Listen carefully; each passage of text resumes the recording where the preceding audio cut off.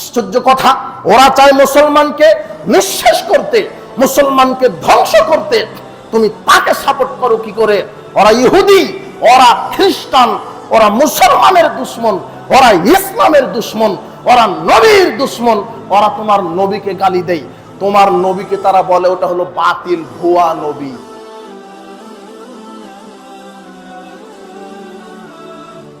মানুষ পাপে জর্জরিত হয়ে গেছে, গোপনে প্রকাশ্যে। মানুষ এখন পাপ করছে, পাপকে পাপই মনে করছে না যে আমি এটা পাপ করছি। সেটা গোপনে হোক, সেটা প্রকাশ্যে হোক, মানুষের সামনে হোক, মানুষের অগোচরে হোক, প্রায় মানুষ পাপের সাথে জড়িত। ছোট নয়, বড় থেকে বড় পাপের সাথে মানুষ জড়িত। সবচেয়ে যেটা বেশি কষ্ট লাগে, মানুষ পাপ করছে, বড় থেকে বড় পাপ করছে, কিন্তু সে মনে করছে না যে আমি পাপের সাথে লিপ্ত আছি। পাপ করতে করতে তার অন্তরটা এমনভাবে নষ্ট হয়েছে, পচে গেছে, সে মনেই করছে না যে আমি পাপে লিপ্ত। আর এই পাপে আসক্ত আছে সব শ্রেণীর মানুষ, সেটা গোপন হোক, প্রকাশ্য হোক। আমরা এই বিষয়টি তুলে ধরার চেষ্টা করব ইনশাআল্লাহ, যে গোপন পাপ অথবা প্রকাশ্য পাপ, তার পরিণতি কি হতে পারে, তা থেকে বেঁচে থাকার উপায় কি হতে পারে, উল্লেখিত বিষয়ে আমরা জুমার খুতবায় আলোচনা করার চেষ্টা করব ইনশাআল্লাহ। পাপ, আপনারা সবাই আমার কথা বুঝতে পারলেন তো, তাই না? কোনো অস্পষ্ট হচ্ছে নাকি? আচ্ছা, কথাটা আমার কানে ধাক্কা খাচ্ছে তো এই জন্য।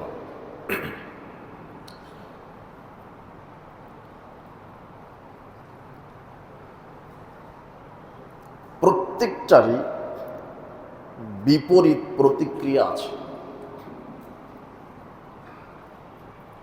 রাতের বিপরীত দিন আছে না, আকাশের বিপরীত জমিন, ভালো মন্দ, রৌদ্র ছায়া। তো পাপ নেকি, তাই না? আমরা পাপ সম্পর্কে আলোচনা করার, তুলে ধরার চেষ্টা করব। তো পাপ সম্পর্কে কথা বলতে গেলে নেকিটা রিলেটেড চলে আসে। পাপ এবং নেকি, তো পাপের পরিণতি কি আর নেকির প্রতিদান কি? আপনি গোপনে হোক, প্রকাশ্যে হোক, যেই পাপে লিপ্ত আছেন, তার একটা প্রতিদান আছে। পাপেরও প্রতিদান আছে, নেকি করলে নেকিরও কি আছে, প্রতিদান আছে।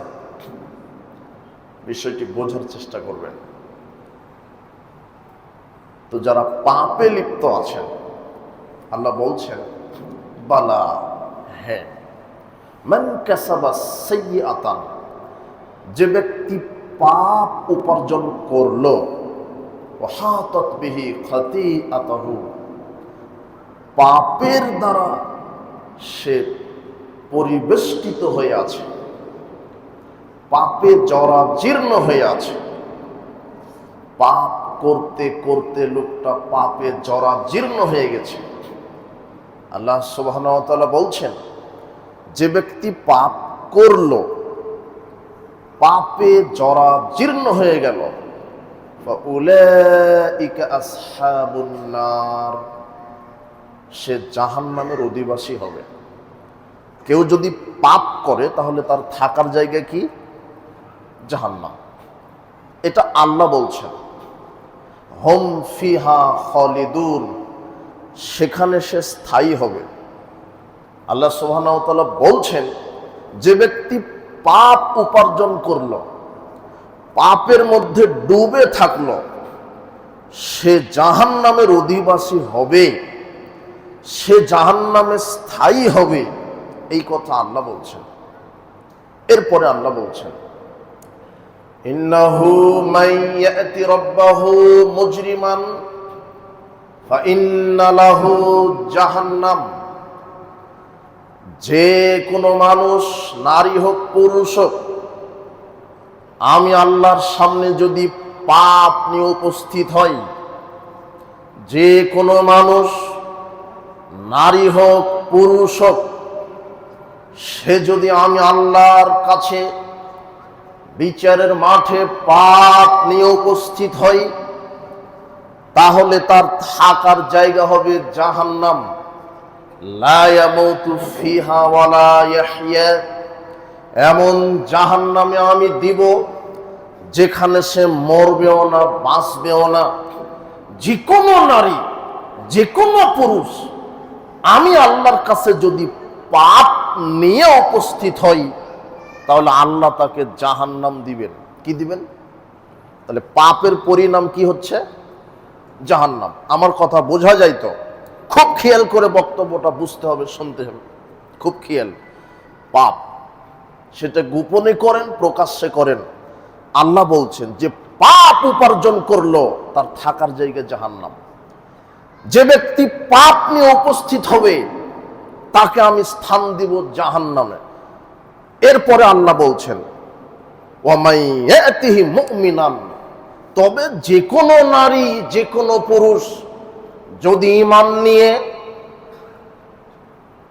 আমলে সালেহ করে, ওয়ামাইয়াতিহি মুমিনান ক্বাদ আমিলাস সালিহাত, যে কোনো মুমিন নারী পুরুষ যদি এখন আমি আল্লাহর কাছে নেকি নিয়ে উপস্থিত হয়, ফাউলাইকা লাহুমুদ দারাজাতুল উলা, তাদের জন্য রয়েছে উচ্চ মর্যাদা, তাদের জন্য রয়েছে উচ্চ মর্যাদা। কি মর্যাদা? জান্নাতু আদনিন তাজরি মিন তাহতিহাল আনহার। আমি আল্লাহ যারা নেকি নিয়ে উপস্থিত হবে আমার কাছে, আমি তাদের মর্যাদা দান করব এমন জান্নাতের বিনিময়ে, যে জান্নাতের তল দিয়ে নহর প্রবাহিত হতে থাকবে। ওপরের আয়াতে বলছেন পাপ নিয়ে আসলে জাহান্নাম, নিচের আয়াতে সূরা তোহার ৭৪ আয়াতে আল্লাহ বলছেন পাপ নিয়ে আসলে জাহান্নাম, ৭৫ আয়াতে বলছেন নেকি নিয়ে আসলে কি? জান্নাত। আর কোরআন মাজিদে আল্লাহ এমন ভাবে আয়াতগুলি সাজিয়েছেন যাতে আপনি নিরাশ, হতাশ না হন। আগে জাহান্নামের কথা তুলে ধরেছে, এই করো না, আমার অবাধ্যতা হয় না, পাপ করো না, সীমা লঙ্ঘন করো না, চাঁদাবাজি করো না, দুর্নীতি করো না, সুদ খাও না, ঘুষ খাও না, দুর্নীতি করো না, মানুষ হত্যা করো না, জেনা করো না, বদমাশি করো না, জুয়া খেলো না, মানুষ হত্যা করো না। তাহলে আমি তোমাকে যদি করো তাহলে জাহান্নাম দিব, যেই জাহান্নামে মানুষ পড়ে যাবে, আগুন তাকে গ্রাস করে ফেলবে, কলিজা ছাই করে দিবে, চামড়াকে বিগলিত করে দিবে। এইভাবে আল্লাহ ঘটনা তুলে ধরার পরে আবার নিচের আয়াতগুলিতে বলছেন, তবে হ্যাঁ, যারা পাপ করবে না, নেকি করবে, আমি আল্লাহ তাদেরকে শান্তি, তৃপ্তিময় জান্নাত দান করব। এখন হতাশা দূর করে দিলেন, মানে যেখানে পাপ নিচেই নেকি, পাপ করে গেলে জাহান্নাম, নেকি নিয়ে গেলে কি? জান্নাত। আল্লাহ সুবহানাহু ওয়া তাআলা বলছেন, ইন্নাল আবরারা লাফি নাঈম, যারা নেকি নিয়ে আসবে তাদেরকে আমি নিয়ামতপূর্ণ জান্নাত দিব। ওয়া ইন্নাল ফুজ্জারা লাফি জাহিম, যারা পাপ নিয়ে উপস্থিত হবে তাদেরকে আমি থাকার জায়গা দিব জাহিম, জাহান্নাম। এখানেও একই কথা, সূরা ইনফিতার, নেকির প্রতিদান জান্নাত, পাপের প্রতিদান জাহান্নাম। আল্লাহ সুবহানাহু ওয়া তাআলা বলছেন, পৃথিবীর মানুষ শোনো, মূসা আলাইহিস সালাম তার কওমকে বললেন, ইয়া কওমি, হে আমার জাতি, ইন্নামা হাযিহিল হায়াতুদ দুনিয়া মাতাউন, দুনিয়ার জীবন খেল তামাশা, ভোগের সামগ্রী। দুনিয়ার জীবন খেল তামাশা, ভোগের সামগ্রী। শোনো, ওয়া ইন্নাল আখিরাতা হিয়া দারুল কারার, আর পরকাল হচ্ছে চিরস্থায়ী জিনিস। পরকাল হচ্ছে চিরস্থায়ী জিনিস, সেখানে সাময়িক ভোগ নয়, ক্ষণস্থায়ী নয়, পরকাল চিরস্থায়ী। এরপরে আল্লাহ বলছেন, মান আমিলা সাইয়্যাতান, যে ব্যক্তি পাপ কাজ করলো, ফালা ইউজজা ইল্লা মিথলাহা, পাপের প্রতিদান অনুরূপী পাবে। যে ব্যক্তি পাপ কাজ করলো, পাপের প্রতিদান অনুরূপী পাবে। ওয়ামান আমিলা সলিহাম মিন যাকারিন আও উনসা ওয়া মুমিনুন, কিন্তু যেই নারী যেই পুরুষ ঈমান নিয়ে সৎ আমল করবে, নেকির কাজ করবে, ফাউলাইকা ইয়াদখুলুনাল জান্নাহ ইউরযাকুনা ফিহা বিগাইরি হিসাব, আমি নেকির প্রতিদান স্বরূপ মুমিন নারী পুরুষকে এমন জান্নাত দিব যেখানে বেহিসাব রুজি রুটির ব্যবস্থা রয়েছে।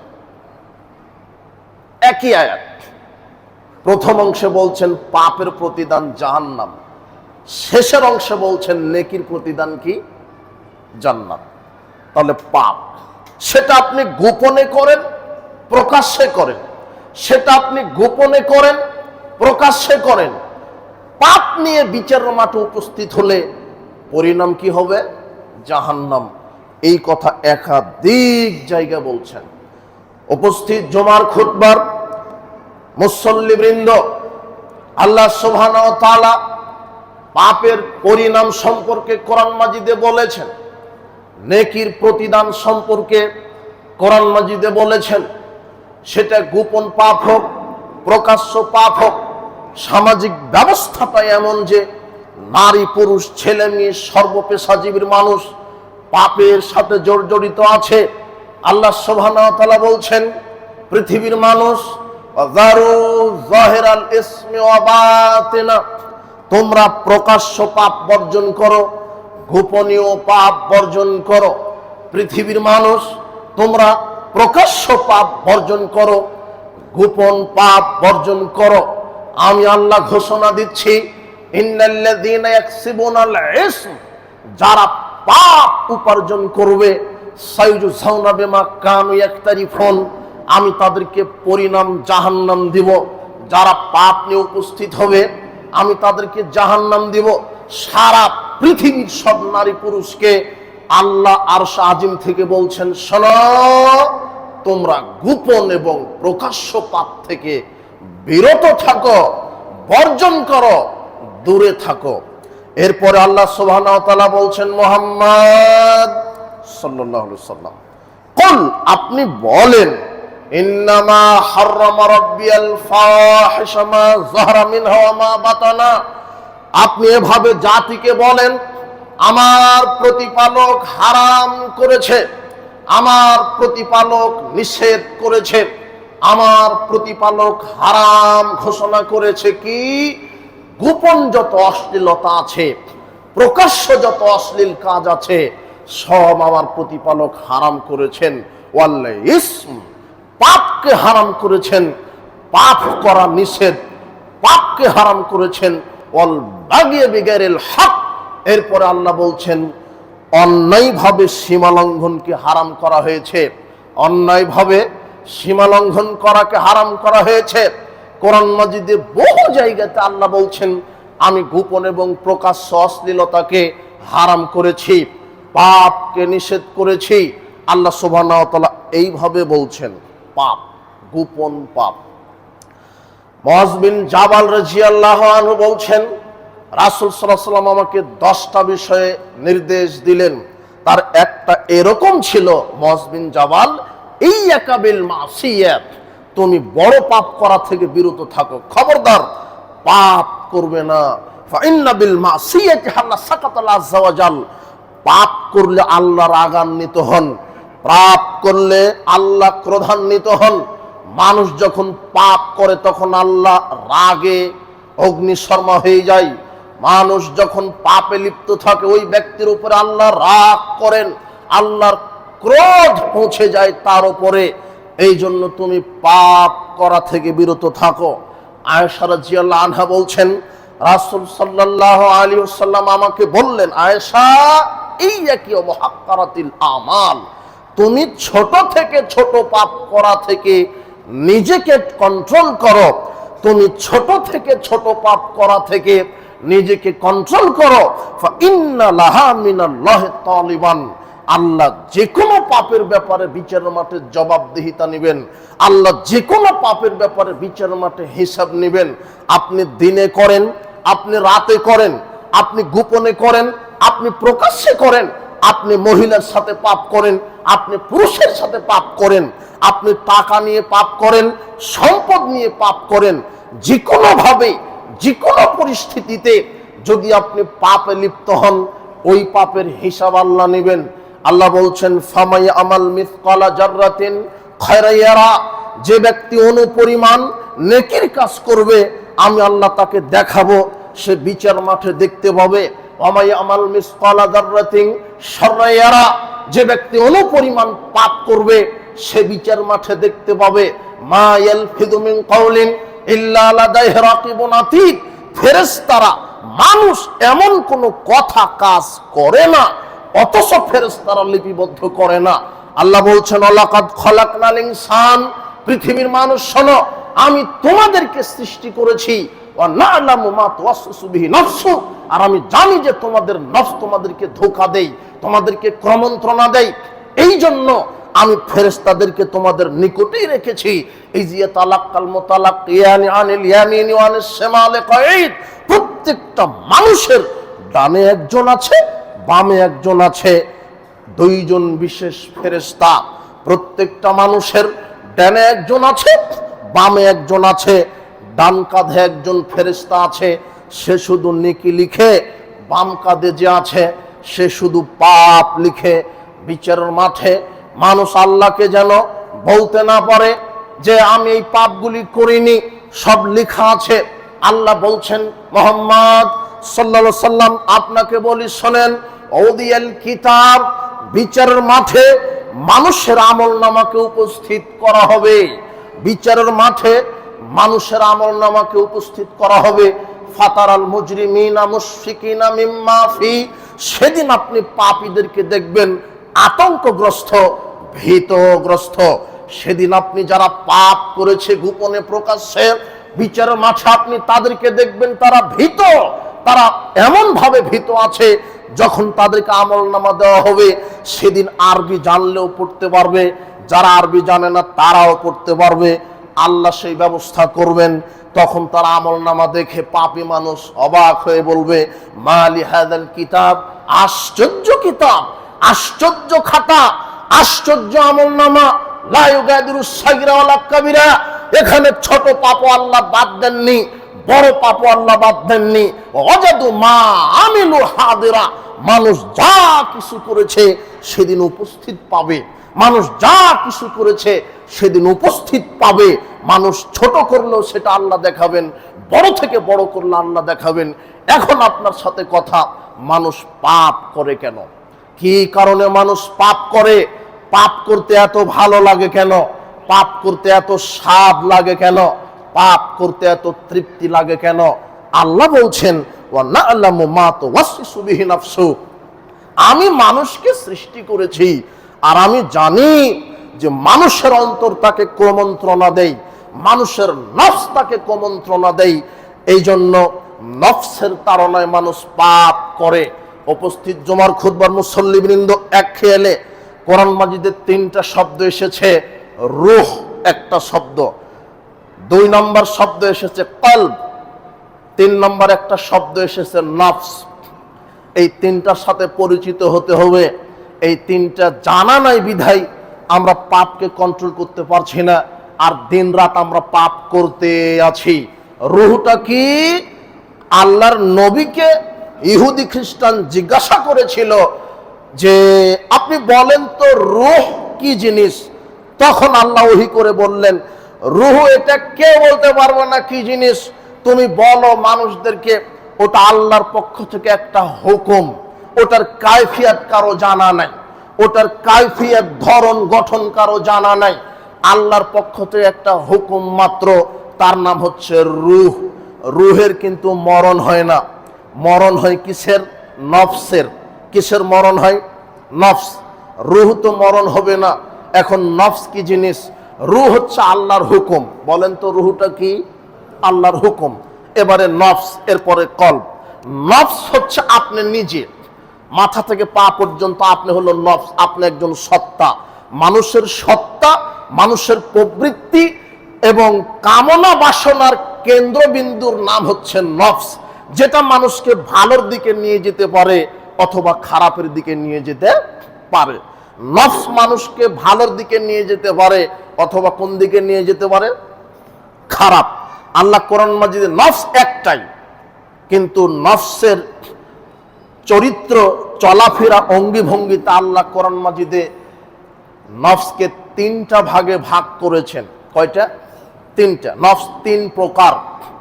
নফস হচ্ছে তিন প্রকার। নফস হচ্ছে মানুষকে ভালোর দিকে নিয়ে যেতে পারে, খারাপের দিকে নিয়ে যেতে পারে। মানুষ যে গোপনে পাপ করছে, মানুষ যে প্রকাশ্যে পাপ করছে, এর কারণটা কি? এর কারণ হচ্ছে নফস। তৃতীয় শব্দটা কোরআন মাজিদে এসেছে কলব। কলবটা কি জিনিস? কলব হচ্ছে, আল্লাহর নবী বলছেন, শোনো, ইন্না ফিল জাসাদি মুদগা, মানুষের শরীরের ভিতরে একটা গোশতের টুকরা রয়েছে।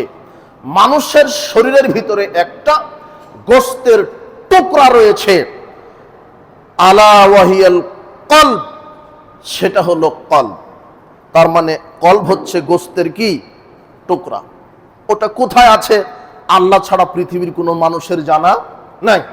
তবে মানুষের শরীরের ভিতরেই রয়েছে। আল্লাহর নবী বলছেন, ইদা সালাহাত সালাহাল জাসাদু কুল্লু, কলব যখন সঠিক থাকে তার সারা শরীরই শুদ্ধ থাকে, নফসটা শুদ্ধ থাকে। ইদা ফাসাদাত ফাসাদাল জাসাদু কুল্লু, কলব যখন নষ্ট হয় নফস তখন নষ্ট হয়। কলব যখন নষ্ট হয়ে যায় তার সারা শরীর নষ্ট হয়ে যায়। কলবটা কি জিনিস? এখন গোশতের টুকরা তো জানলাম। কলব হচ্ছে হৃদয়। কলব হচ্ছে ওই জিনিস, যেই জিনিসটা মানুষের ঈমান, তাকওয়া, ভালো মন্দ ধারণ করতে পারে, উপলব্ধি করতে পারে, ওই জিনিসটা হলো কলব। আপনার ঈমান, আপনার তাকওয়া, আপনার ভালো, আপনার মন্দটা যেটা বুঝতে পারে সেটা হলো কলব। কিন্তু এই কলবকে আল্লাহ কোরআন মাজিদে তিন শ্রেণীতে ভাগ করেছেন। নফস তিন শ্রেণী, কিন্তু নফস একটাই। কলব তিন প্রকারের, কিন্তু কলব কয়টাই? একটাই। বোঝা যাচ্ছে না? রূহ, নফস, কলব। মানুষ যে পাপের সাথে জড়িত আছে কেন, এই নফস এবং কলব আমাকে বুঝতে হবে। তাহলে আপনি বুঝতে পারবেন যে আমি পাপ করছি কেন, কি কারণে পাপ করছি আমি তো বুঝতে পারছি না। আমি পাপ করছি কেন, পাপকে ঠেকানোর মাধ্যম কি? এই নফস এবং কলব, এই দুইটা জিনিসের সাথে পরিচিত আপনি হতে পারলে পাপ থেকে বেঁচে থাকা যাবে ইনশাআল্লাহ। ইনশাআল্লাহ। এখন আপনাকে জানতে হবে নফস। নফস ওটা আপনার সত্তা, প্রবৃত্তি, কামনা বাসনার কেন্দ্রবিন্দু। নফসের কারণে মানুষ ভালোর দিকে যেতে পারে, নফসের কারণেই মানুষ খারাপের দিকে যেতে পারে। নফসকে আল্লাহ তিনটা শব্দে কোরআনে বলেছেন। নফস কি?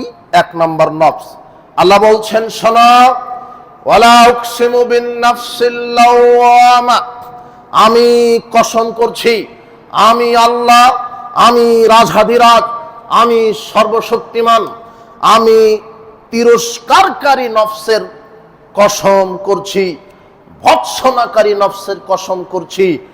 মানুষের একটা নফস আছে, নফস একটাই, কিন্তু প্রকার কয়টা? তিনটা। তিন প্রকার। তার প্রথম প্রকার নফস হচ্ছে নফসে লাওয়ামা। নফসে লাওয়ামা, সূরা কিয়ামার 2 নম্বর আয়াত। নফসে লাওয়ামা সম্পর্কে আল্লাহ বলছেন, এই নফস মানুষকে তিরস্কার করতে জানে, ভৎসনা করতে জানে। আপনি ভালো আমল করলেও আপনাকে তিরস্কার করবে, খারাপ আমল করলেও তিরস্কার করবে। কিভাবে? কিভাবে? ভালো আমল করলে আপনার এই নফস আপনাকে তিরস্কার করবে। কিভাবে জানেন? আপনি তাহাজ্জুদ পড়তে উঠেছেন, 4 রাকাত পড়েছেন, 4 রাকাত পড়ার পরে আর পড়ছেন না, 12 রাকাত পর্যন্ত পড়বেন, 1 রাকাত বিতের পড়বেন। কিন্তু 4 রাকাত পড়ে আপনি 1 রাকাত বিতের পড়ে একটু অলসতা দেখালেন, তখন এই নফসে লাওয়ামা, তিরস্কারকারী নফস তখন আপনাকে বলবে, আর 8 রাকাত পড়তে পারলি না, কথা বুঝেননি মনে হয়, ও আপনাকে ধাক্কাতে থাকবে।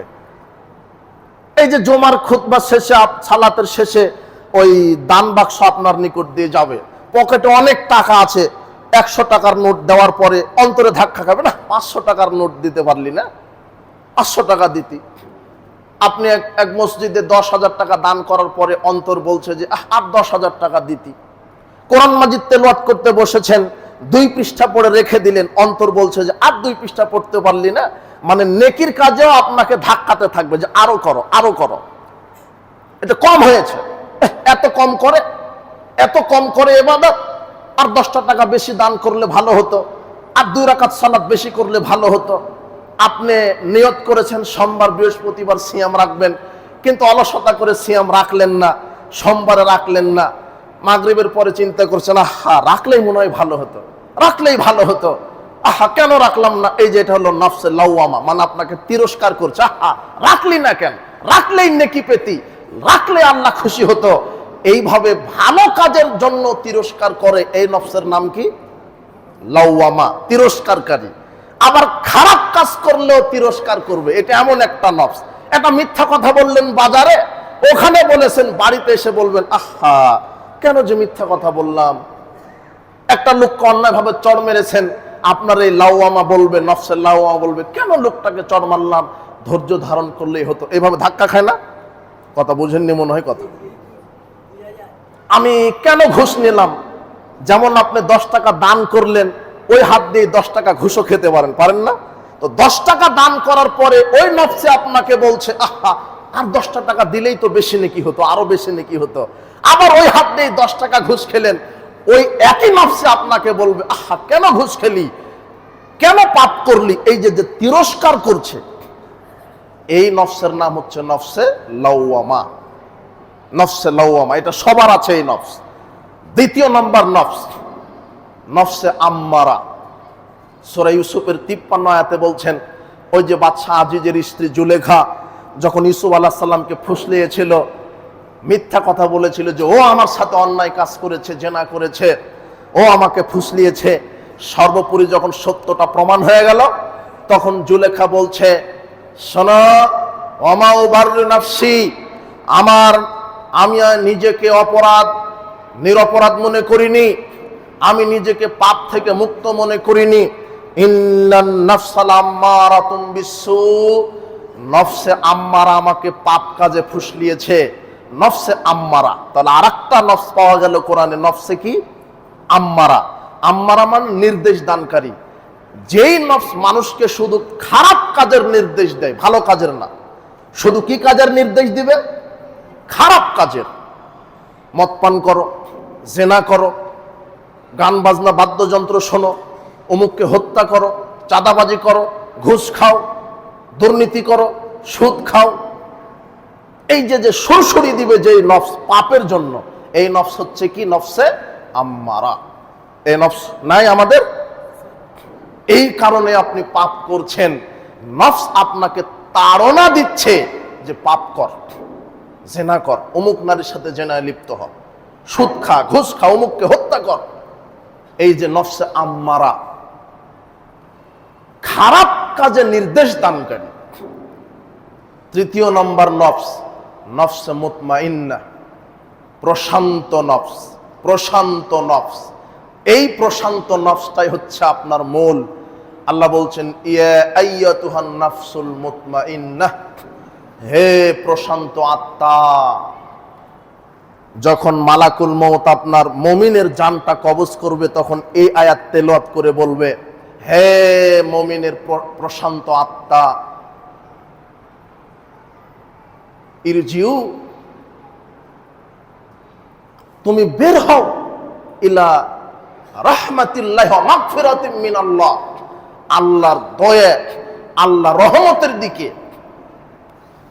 আল্লাহর দয়া, আল্লাহর রহমতের দিকে বের হও, তখন এই মুমিনের এই আত্মাটা, রূহটা বের হবে।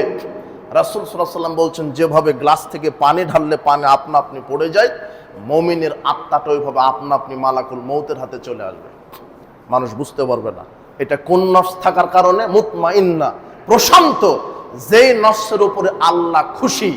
আল্লাহ যখন খুশি হবেন তখন আল্লাহ বলবেন, ওয়াদখুলি ফি ইবাদি ফাদখুলি ফি ইবাদি, হে আমার প্রশান্ত নফসের অধিকারী ব্যক্তি, আমার বান্দাদের মধ্যে দাখিল হও, ওয়াদখুলি জান্নাতি, এবং আমার জান্নাতে প্রবেশ করো। প্রশান্ত নফস, এই প্রশান্ত নফস শুধুমাত্র মানুষকে নেকির কাজের দিকে ধাবিত হতে বলে। কিসের কাজের দিকে? নেকির কাজ। ভালো কাজ করেন, সালাত আদায় করেন, সিয়াম পালন করেন, হজ করেন, যাকাত দেন, সাদকা করেন, মানুষের উপকার করেন, সত্য কথা বলেন। এই নফসে মুতমাইন্না, প্রশান্তময় নফস আপনাকে ভালো কাজের আদেশ করে। কিন্তু নফসকে জীবিত রাখে, যেই নফসকে পরিশুদ্ধ করতে হলে কলবকে জীবিত রাখতে হবে। কাকে জীবিত রাখতে হবে? কলব। আপনার এই নফস পরিশুদ্ধ নয়, এই নফস আপনাকে মন্দ কাজের তাড়না দেয়, তার মানে নফস পরিশুদ্ধ হয়নি। নফস আপনাকে ফুসলাই, খারাপ কাজ করতে ফুসলাই, খারাপ কাজ করতে তাড়না দেয়, এই পাপ করো, সেই পাপ করো, গীবাত করো, পরনিন্দা করো, জেনা করো, জুয়া খেলো, সুদ খাও, ঘুষ খাও। এই যে নফসে আম্মারা আপনাকে প্রতিটা মুহূর্ত আপনাকে মন্দ কাজের তাড়না দিতেইছে। কিন্তু এই নফসকে পরিশুদ্ধ করতে গেলে আপনার কলবকে জীবিত রাখতে হবে। কিন্তু কলবকে জীবিত রাখবেন কি দিয়ে? এ কিন্তু পানি খায় না, কলব কি খায় না? এ ঘাস খায় না, এ দামি খাবারও খায় না, এ ঘুমায় না। কলব কি দিয়ে জীবিত রাখবেন?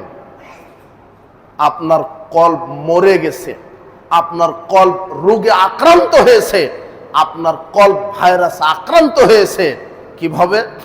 আল্লাহ কোরআন মাজিদে নফসকে যেমন 3 ভাগে ভাগ করেছেন, মানুষের অন্তর, হৃদয়, কলবকেও কয় ভাগে ভাগ করেছেন? 3 ভাগে। 1 নম্বর কলব। আল্লাহ বলছেন, ইয়াওমা লা ইয়ানফাউ মালু ওয়ালা বানুন, পৃথিবীর মানুষ শোনো, বিচারের মাঠে কেউ কারো অনুপরিমাণ উপকার করতে পারবে না। কোন সম্পদ, কোন সন্তান সন্ততি, কোন ক্ষমতা, কোন অর্থ সম্পদ, কোন বাহাদুরি, কোন সম্পদ, কোন পদবি, কোন মর্যাদা, আপনার সন্তান সন্ততি, দল, পার্টি, ক্ষমতা, এগুলি আপনার কোনো উপকারে আসবে না।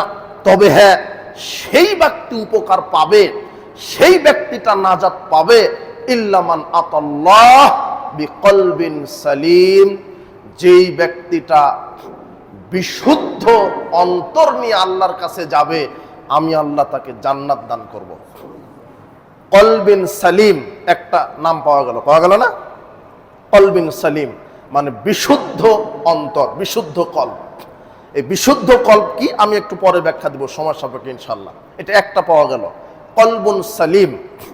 2 নম্বর কলবুন মারিজ।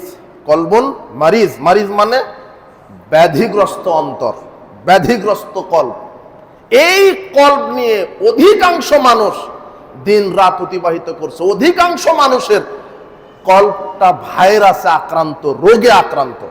আল্লাহ বলছেন, ফি কুলুবিহিম মারাদুন ফাযাদাহুমুল্লাহু মারাদা, তাদের অন্তরে ব্যাধি রয়েছে, আর যাদের অন্তরে ব্যাধি রয়েছে আমি আল্লাহ তাদের ব্যাধি আরো বৃদ্ধি করে দিই। এখানে 2 নম্বর কলব পাওয়া গেল, রোগে আক্রান্ত, ব্যাধিগ্রস্ত অন্তর, ব্যাধিগ্রস্ত। 3য়, আমি 3টা কলবেরই ব্যাখ্যা দিব। 3য় নম্বর কলব, কলবুন মাইয়িত, মৃত অন্তর। কি অন্তর? মৃত, মরা, বুঝেন? মৃত। আল্লাহ বলছেন মৃত অন্তর সম্পর্কে, ওয়ালাকাদ জারানা লি জাহান্নাম কাসীরাম মিনাল জিন্নি ওয়াল ইনস, আমি অধিকাংশ মানুষ এবং জিনকে জাহান্নামের জন্য সৃষ্টি করেছি। তারা কারা? লাহুম কুলুবুল লা ইয়াফকাহুনা বিহা, যাদেরকে আমি অন্তর দিয়েছি কিন্তু অন্তর দিয়ে বিবেচনা করে না। অন্তরের কাজই হলো বিবেচনা করা, উপলব্ধি করা, ঈমান ধারণ করা, তাকওয়া ধারণ করা, কোরআন পড়া, হাদিস পড়া, সালাত আদায় করা, সিয়াম পালন করা, সামর্থ্য থাকলে হজ আদায় করা, সামর্থ্য থাকলে যাকাত দেওয়া, সামর্থ্য থাকলে হজ আদায় করা, আপনার ভালো মানুষের সাথে ভালো আচরণ করা, দান করা, সদকা করা, ঈমানের উপরে অটল থাকা, আল্লাহকে ভয় করা, এটাই হলো মানুষের নিরাপদময় বিশুদ্ধ কলবের কাজ। কিন্তু অধিকাংশ মানুষের অন্তরটা আজকে মরা, তাই ও বুঝেও না, বোঝার চেষ্টাও করে না, আর সে অনুযায়ী আমল করারও চেষ্টা করে না। তার মানে ওর অন্তরটা কি? মরা।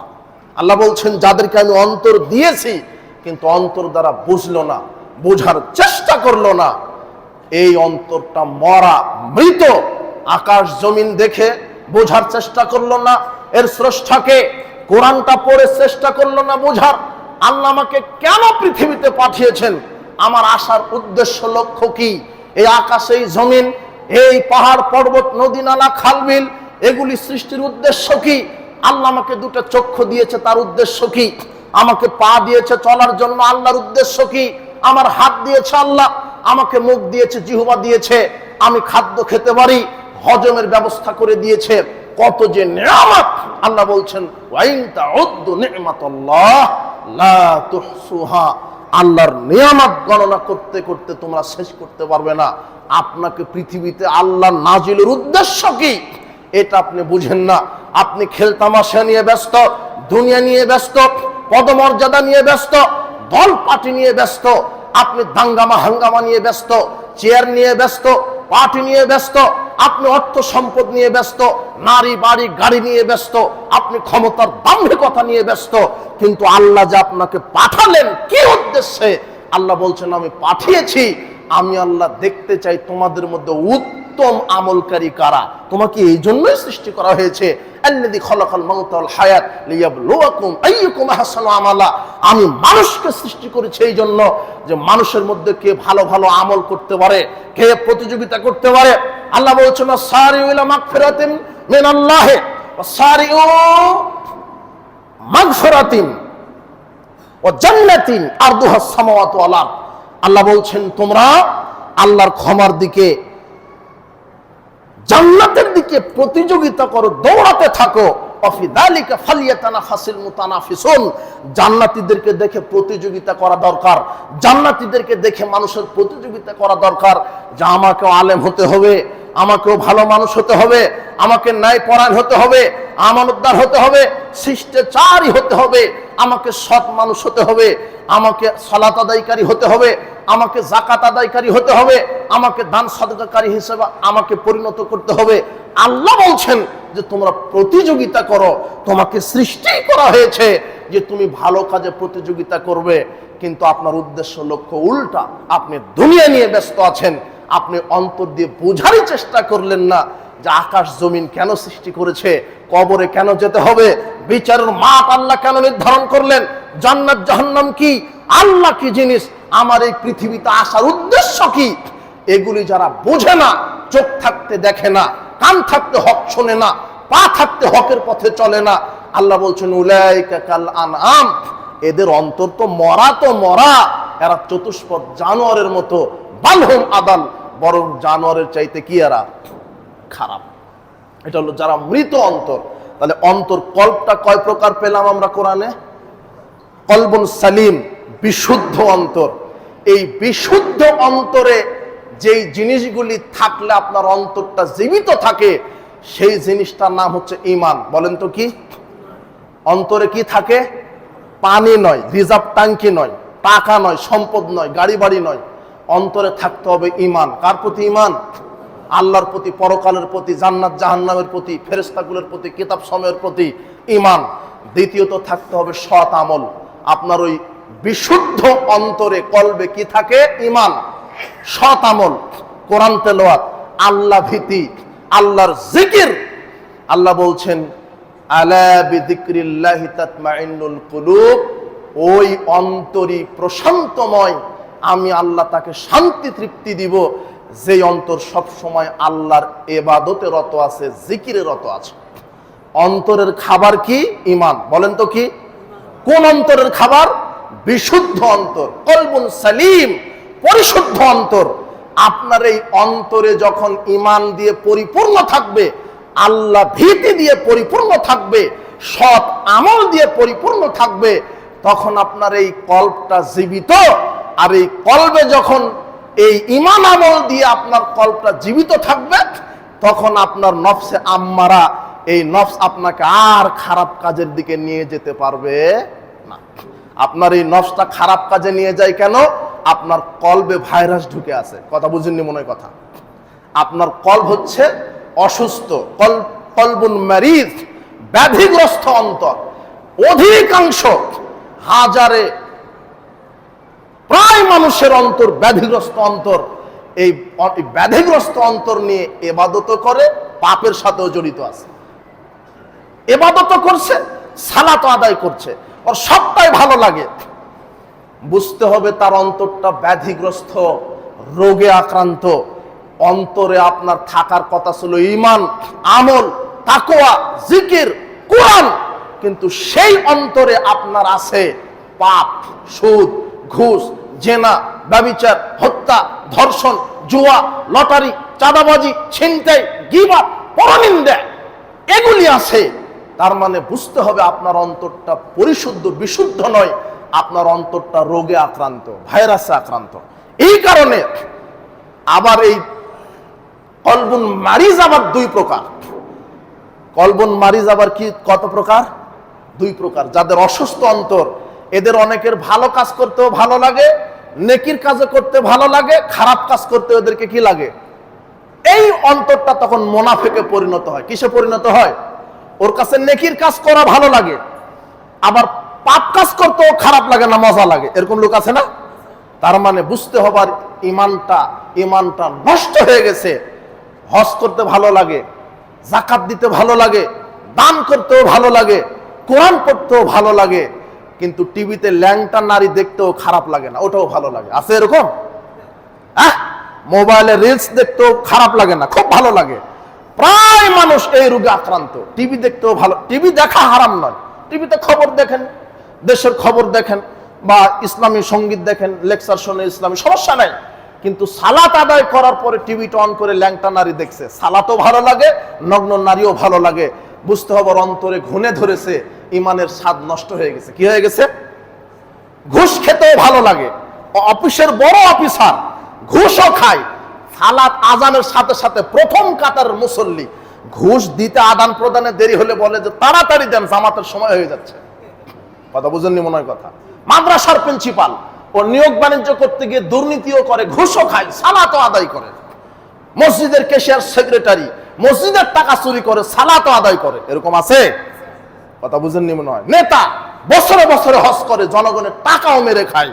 এর অন্তরটা অসুস্থ, মুনাফিকে ভরা, এর ঈমানের স্বাদ নষ্ট হয়ে গেছে। সালাতও ভালো লাগে, সিয়ামও ভালো লাগে, হজও ভালো লাগে, টিভি সিনেমা ভালো লাগে, জুয়া খেলতেও ভালো লাগে। এই যে দুদিন পরে নাকি শুরু হবে আন্তর্জাতিক বিশ্ব জুয়া খেলা, শুরু হবে না? ওটা আপনার ভালো লাগবে। আপনি জোরে সালাত আদায় করে টিভিটা অন করবেন, আর আপনি একটা দলকে সাপোর্ট করবেন। আপনি মুসল্লি 5 ওয়াক্ত সালাত আদায় করেন, সালাতও ভালো লাগে, টিভিতে ওইভাবে আন্তর্জাতিক জুয়া খেলা দেখতেও ভালো লাগে। আপনার অন্তরটা পচে গেছে, আপনার অন্তরটা ঘুণে ধরেছে, আপনার অন্তরে ঈমানের স্বাদ নষ্ট হয়েছে।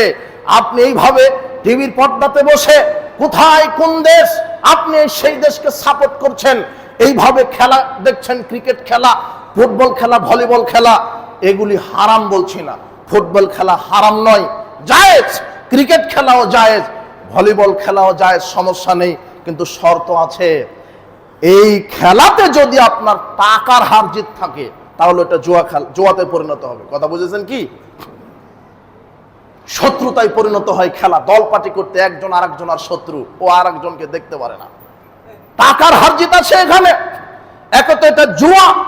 যারা টাকার হার জিত আছে যেই খেলাতে, সেই খেলা জুয়া। আপনি কি করে, এই যুবক শোনো, তোমাকে বলছি, তুমি এইভাবে কিভাবে মুনাফিকি করছো? তুমি মুসলমান, তুমি ইহুদি খ্রিস্টানকে কি করে সাপোর্ট করো? তুমি বলছো যে আমি আর্জেন্টিনা, তুমি বলছো যে আমি ব্রাজিল, তুমি বলছো যে আমি জার্মানি, তুমি কতখানি ঈমানকে নষ্ট করেছ? তোমার বাড়ির ছাদের উপরে ইহুদি খ্রিস্টানের দেশের পতাকা থাকবে কেন? তুমি মুসলমান, তুমি কি বোঝো ইহুদি খ্রিস্টান কি জিনিস? তুমি কি জানো আর্জেন্টিনা ব্রাজিল কি জিনিস? আমি সবচেয়ে বড় কষ্ট পাই, তুমি এত বড় মুনাফিক। আমার বক্তব্য শুনে বলো আমি ইহুদি খ্রিস্টানের দালাল। তুমি যেই মুখে আমাকে ইহুদি খ্রিস্টানের দালাল বলো, তুমি সেই শরীর নিয়ে, অঙ্গ নিয়ে, সেই চেতনা নিয়ে তুমি ইহুদি খ্রিস্টানের জার্সি পরে পরে ঘুরো, আর তুমি আমাকে ইহুদি খ্রিস্টানের দালাল বলো, অথচ তুমি অটো ইহুদি খ্রিস্টানের দালাল হয়ে তুমি বসে আছো। তুমি তো নিজেই ইহুদি খ্রিস্টানের দালাল। আমি তো কোনোদিন ইহুদি খ্রিস্টানের জার্সি পরিনি। আমার সামনে নিয়ে আসলে লাথি মারবো, পেশাব করে দিব, ওর 5 পয়সা দাম আমার কাছে নাই। তুমি তার জার্সি পরে ঘুরো মানে? তুমি কত বড় মুনাফিকি করছো ঈমানের সাথে? তোমার বাড়ির ছাদের উপরে এইভাবে তাদের পতাকা থাকবে কেন? তুমি কি ইহুদি খ্রিস্টানকে চিনো? আরে আল্লাহ ঘোষণা করছেন কোরআন মাজিদে, আয়াত তোমাকে পড়তে হবে, তোমার জাতিকে পড়তে হবে। সূরা মায়েদার 82 নম্বর আয়াতে বলছেন, লাতাজিদান্না আশাদ্দান নাস আদাওয়াতাল লিল্লাযিনা আমানু ইয়াহুদা ওয়াল্লাযিনা আশরাকু। শোনো পৃথিবীর মানুষ, মুসলমানদের সবচেয়ে বড় শত্রু তার নাম ইহুদি। বলো তো কে? আল্লাহ বলছেন মুসলমানের সবচেয়ে বড় শত্রুকে? ওটা হলো আর্জেন্টিনা, ব্রাজিল, জার্মান, ওরা হলো ইহুদি, ওরাই হলো খ্রিস্টান। সবচেয়ে বড় শত্রু ইহুদি খ্রিস্টান, এই কথা আল্লাহ বলছেন। ওরা মুসলমানের শত্রু, ওরা ইসলামের শত্রু, ওরা নবীর দুশমন। এই যে তোমার ওই ফিলিস্তিন ইসরায়েল যুদ্ধ হলো, খুব তুমি বললে যে আমরা ফিলিস্তিনের জন্য দোয়া করছি। তুমি কি জানো ফিলিস্তিনকে ধ্বংস করতে ইসরায়েলকে কত ডলার, কোটি টাকা এই আর্জেন্টিনা, ব্রাজিল, জার্মান সহযোগিতা করেছে? তুমি কি জানো? আশ্চর্য কথা। ওরা চায় মুসলমানকে নিঃশেষ করতে, মুসলমানকে ধ্বংস করতে। তুমি তাকে সাপোর্ট করো কি করে? ওরা ইহুদি, ওরা খ্রিস্টান, ওরা মুসলমানের দুশমন, ওরা ইসলামের দুশমন, ওরা নবীর দুশমন। ওরা তোমার নবীকে গালি দেয়, তোমার নবীকে তারা বলে ওটা হলো বাতিল, ভুয়া নবী। তুমি তার জার্সি পরে তুমি তাকে সমর্থন করো, আর একে তো ওটা জুয়া। আল্লাহ বলছেন আমি জুয়া খেলাকে হারাম করলাম। মায়েদা 90 নম্বর আয়াত, আমি জুয়া খেলাকে হারাম করলাম, আমি জুয়া হারাম করলাম। প্রত্যেক যেই খেলাতে টাকার হার জিত আছে, তুমি দেখো এই আন্তর্জাতিক এই ফুটবল খেলা নিয়ে কত জুয়া চাঁদাবাজি শুরু হবে। অবাক কথা, কোথায় জার্মানি বাংলাদেশের একটা মুরব্বী কয়েক শতক জমি বিক্রি করে কয়েক লক্ষ টাকা দিয়ে আপনার হলো কয়েক কিলোমিটার দূরের একটা কি তৈরি করলো যেন পতাকা। অবাক কথা। আরো তো নগ্নতা হয়, তুমি দেখো না? আন্তর্জাতিক ফুটবল খেলার টিভিতে তাকানো যায় না, দেখো না? বেহায়া পতিতালয়ের নারীরা নাচ গান করে, ওটাতে জেনা প্রমোট করা হচ্ছে, হাজারো নারীর সাথে জেনা করা হয়, ওখানে গান বাজনা হয়, ওখানে জুয়া হয়। আপনি এটাকে কিভাবে সাপোর্ট করবেন? রাসূল সাল্লাল্লাহু আলাইহি ওয়াসাল্লাম বলছেন মান লায়াবা বিনারদিস শির, যে ব্যক্তি জুয়া খেলাতে অংশগ্রহণ করলো, ফাকান্নামা সাবাগিয়াদুল লাহমিল খিনজুর দামিহি, সে যেন তার 2 হাতকে শুয়োরের গোশতে এবং রক্তে ডুবিয়ে দিল। টাকার হার জিত আছে আপনার এই খেলাতে, আর একে তো আপনি ইহুদি খ্রিস্টানের দলকে সাপোর্ট করছেন। তোমাকে আর একটা হাদিস শোনায়, তোমার জাতি কবে বুঝবে যে ইহুদি খ্রিস্টানকে যে কোনো মূল্যে সাপোর্ট করা যাবে না। রাসূল সাল্লাল্লাহু আলাইহি ওয়াসাল্লাম সহিহ বুখারীর 6169 নম্বর হাদিস, একজন ব্যক্তি এসে বলছেন, যাও রাজুলুন ইলা রাসূলিল্লাহ সাল্লাল্লাহু আলাইহি ওয়াসাল্লাম, রাসূল সাল্লাল্লাহু আলাইহি ওয়াসাল্লামের নিকটে একজন ব্যক্তি এসে বলছেন, ইয়া রাসূলুল্লাহ কাইফা তাকুলু ফি রাজুলিন, আপনি ওই ব্যক্তির ব্যাপারে কি বলবেন?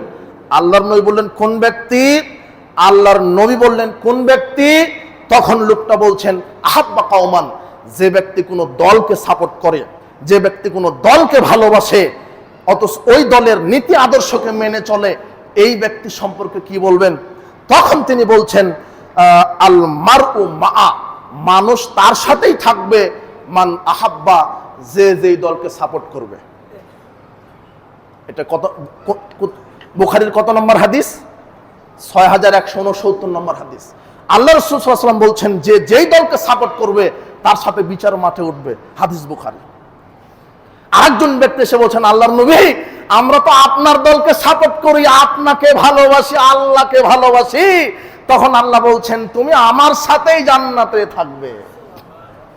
ওটাই বুখারীর 6171 নম্বর হাদিস, 6169 আর 71 দুইটা হাদিস আপনি পড়বেন।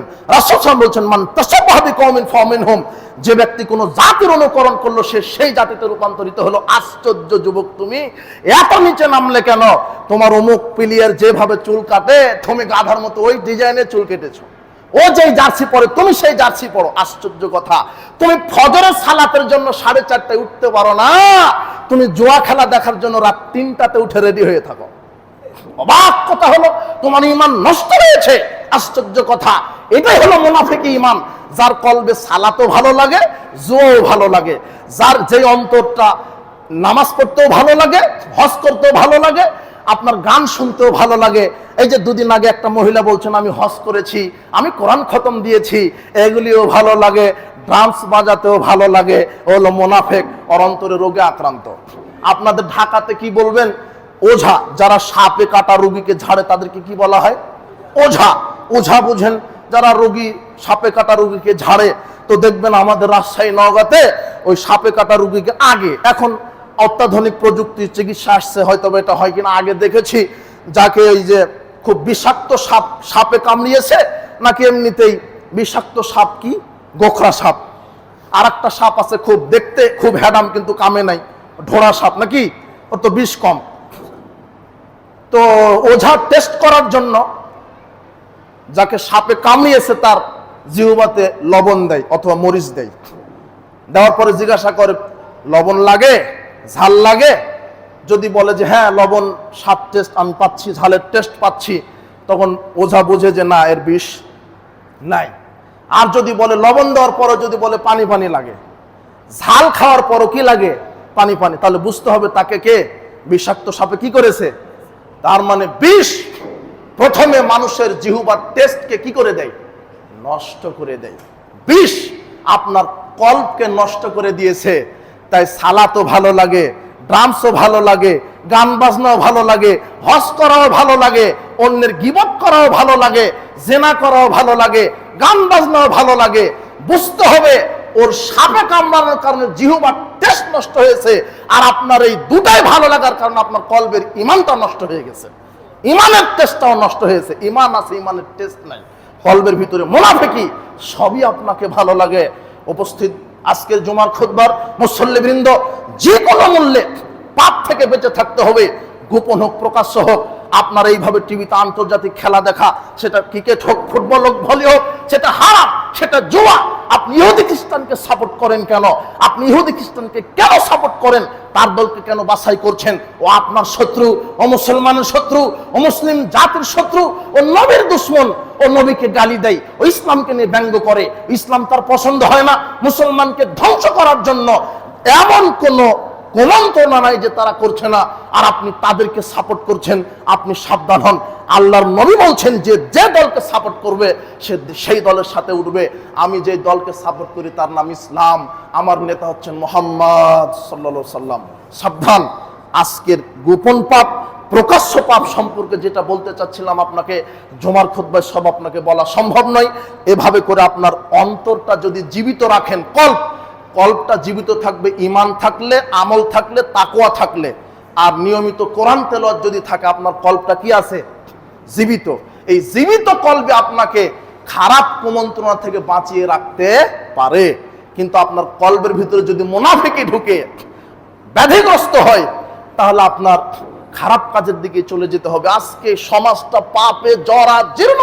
আপনি লক্ষ্য করেন, প্রত্যেকটা শ্রেণীর মানুষ পাপে সম্পৃক্ত আছে। বড় হুজুর, ছোট হুজুর নয়, মাদ্রাসা, হাই স্কুল নয়, আপনার দাড়িওয়ালা, টুপিওয়ালা নয়, যারাই প্রত্যেকটা শ্রেণীর মানুষ পাপের সাথে জর্জরিত। আপনার এই যে বর্তমান ফেসবুক, ইউটিউব আসাতে যুবক যুবতী ঈমান ছয়লাভ হয়ে গেল। রিলসে, টিকটকে আপনার যৌবন ঈমানকে নষ্ট করে দিচ্ছে। একটা যুবক 24 ঘন্টার 16-18 ঘন্টা নগ্ন নারীকে চর্চা করছে, মোবাইলে গানের পিছনে সময় দিচ্ছে, জোয়ার পিছনে সময় দিচ্ছে। আর আজকে সমাজটা দেখেন, দাড়িওয়ালা টুপিওয়ালা নয়, আপনার যে সালাত আদায় করে সেও মদ খায়, যে সালাত আদায় করে না সেও মদ খায়। আজকে ঢাকা শহর, গোটা বাংলাদেশ মাদকতায় সয়লাভ হয়েছে, প্রায় মাদকের সাথে জড়িত। আর ইয়াবা, ফেন্সিডিল তো বহুদূরের কথা, বড় পাপ। আর প্রায় মানুষ বিড়ি সিগারেট জর্দাগুলোর সাথে সম্পৃক্ত আছে, নাই? ওরা মনেই করে না এটা পাপ। আপনি এখন এই জুমার সালাত আদায় করে সিগারেট ধরাবেন, আপনি হলেন আপনার অন্তরটা রোগে আক্রান্ত, আপনি মুনাফিক মুসলমান, আপনার ইমানের টেস্ট, ইমানের স্বাদ নষ্ট হয়েছে। আজকে যেই ছেলেটা ইয়াবা খাচ্ছে সে কিন্তু বিড়ি সিগারেট দিয়ে শুরু করেছিল, কথা বুঝেননি মনে হয় কথা। বড় মাদকের পথ খুলে দেয় ছোট ছোট মাদক, বিড়ি সিগারেট, জর্দাগুলো, এগুলি অমত। আজকে বাংলাদেশে ধর্ষণ বেড়ে যায়নি? বেড়ে গেছে। এই ধর্ষণের সাথে এক নম্বরে যেটা সম্পৃক্ত সেটা হলো মাদক অ্যাডিক্টেড, কথা বুঝেছেন? মাদক যখন মানুষ সেবন করে তার মস্তিষ্ক আর কাজ করে, সে তার বোনের সাথে জেনা করছে না মায়ের সাথে জেনা করছে, 7 বছরের মহিলার সাথে জেনা করছে না 70 বছর নারীর সাথে জেনা করছে, এই হেতাহিত জ্ঞান তার থাকে। এখন শুধু জেনাই করছে, ধর্ষণই করছে, ধর্ষণ করার পরে মেরে ফেলছে না, মানর হিতাহিত জ্ঞানই নেই, তার ব্রেনের কন্ট্রোল ক্ষমতা নষ্ট করেছে মাদক, আগে মাদকে অ্যাডিক্টেড হচ্ছে। এই কারণে রাসূল সাল্লাল্লাহু আলাইহি ওয়াসাল্লাম 1450 বছর পূর্বেই বলেছেন, মান শারেবাল খামরা, যে ব্যক্তি বিড়ি সিগারেট, জর্দা, গুলিয়া বা Phensedyl, heroine, pethidine, vodka, champagne, আপনার তর, মারিজুয়ানা, হাসিস, যেগুলি ভদকা আছে, যত রাসায়নিক মদ বলেন আর প্রাকৃতিক মদ বলেন, আল্লাহর নবী বলছেন মান শারেবাল খামরা, যে ব্যক্তি একবার মাদক সেবন করলো, মাদকে আসক্ত হলো, ওয়াকালা উম্মি ওয়া খালাতি ওয়া আম্মাতিহি, সে তার মা, খালা, ফুপুর সাথে জেনা করলো। এই যুবক, আজকে বক্তব্যের সাথে মুনাফিকি করবে না, মাদককে আজকে কবর দাও। তুমি সিগারেট ধরালে না মানে, তুমি মাদকের ব্যবসা করো মানে, তুমি ইয়াবা খাও মানে, তুমি প্রতি মুহূর্তে তোমার মা, তোমার খালা, তোমার ফুপুর সাথে জেনার মতো পাপ হচ্ছে। আল্লাহ তোমাকে হেদায়েত দান করুন। মাদক থেকে বিরত থাকবেন। উপস্থিত জুমার খুতবার মুসল্লিবৃন্দ, আপনাকে বলছিলাম যে পাপে জর্জরিত, গোপন হোক প্রকাশ্য হোক, গান বাজনা হারাম, গান বাজনা থেকে বিরত থাকবেন। এরপরে মাদক থেকে বিরত থাকবেন। আজকে আপনাদের সামনে যেই নসিহামূলক খুতবাতে আমি শেষ কথা বলতে চাচ্ছি, যে সার্বিক জীবনে আপনার অন্তরকে পরিশুদ্ধ করবেন, কল্পকে, আর নফসকে পরিশুদ্ধ করবেন। কল্প যদি জীবিত থাকে, আপনার খারাপ নফস আপনাকে পাপের দিকে নিয়ে যেতে পারবে না। তাই যে কোনো মূল্যে আপনার কল্পকে জীবিত রাখবেন। সালাত, সিয়াম, হজ, যাকাত, ঈমান, আমলের উপরে আল্লাহ তুমি তৌফিক দান করো। আর সর্বধরনের গোপন এবং প্রকাশ্য পাপ থেকে আল্লাহ তুমি আমাদেরকে হেদায়েত দান করো।